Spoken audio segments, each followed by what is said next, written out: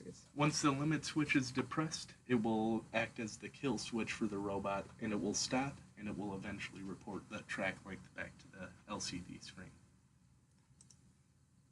The turning algorithm is also fairly simple. As the line of the track turns, the left or right sensor will naturally start to pick up more black from the line. If the sensor on the left side or the right side picks up enough black, it will change the motor speeds to account for this. So if the left sensor picks up more black, the right motor will go to a higher speed in order for it to turn left, and vice versa for the other direction. And if neither sensor is picking up more black, it will continue to move straight by setting equal values to the servos. Okay, and then the last function of the robot is to calculate the length of the curve.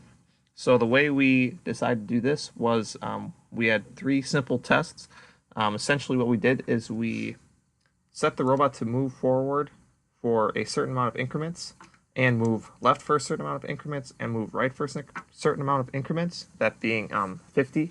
And then we measured how far it moved in inches each time, and then we divided that number by 50 so that we could get the total distance the robot travels per increment. So in our testing, we actually found out that it pretty much moves the same distance whether the robot was moving forward, turning right, or turning left, which is about 6.75 inches. And then that divided by 50 is 0.135 inches, so that ended up being our increment. But it should be noted that during testing and during the actual day of presentation, we had to modify this number a little bit just because it wasn't a great method of getting a super accurate value for the length of the curve. So we had to modify it a couple times just with repeated trials. For critical analysis, there was quite a bit that didn't go quite as planned. One of the first major issues we had was the light sensor errors. What would happen is originally we didn't have any kind of cover for the light sensors, so ambient light from the outside would affect the readings light sensors would get, and the orientation would affect it wildly. And even our final hood design still had ambient light affect it.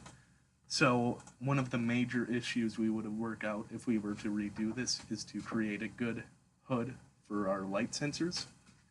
Another issue is the track length calculations.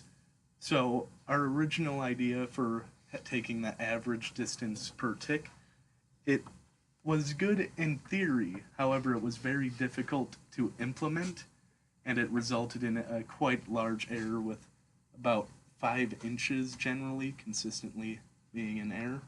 So what we would do is we would put a lot more thought into it when we would redesign it. We would think about it earlier and test it more. The wheel sensor distance was also an issue. That's the distance between the wheels and the sensors, kind of self-explanatory, but the major issue was that they were too far apart, meaning that when it would turn, the sensors would move too much and it wouldn't have a good responsiveness, and it would also not have a good turning radius. So we would want to shrink that to about 1 inch between them. If there was no distance, then it wouldn't be able to actually move well because it can't read in the line in the future. So you want that. The marking system is one of the few things we wouldn't change. It was one of the most effective parts of our robot. We've seen many other students or groups have issues with line marking system. Our block and limit switch worked surprisingly well and fairly consistently. Our testing accuracy is one of the major things that affected everyone, though. One of the problems is that we had a misconception on how the track would be made. We thought it would be the poster board track, but it was actually a paper track, which was a lot smaller and had a lot harsher curves. So some of the lessons we learned was to essentially plan ahead and do more research beforehand, and to really do more testing with the track length calculations. So lastly, we have a video in the end of the presentation. If you want to watch a successful trial of the robot working, you can click that. But other than that, that is all for the presentation. Thank you very much.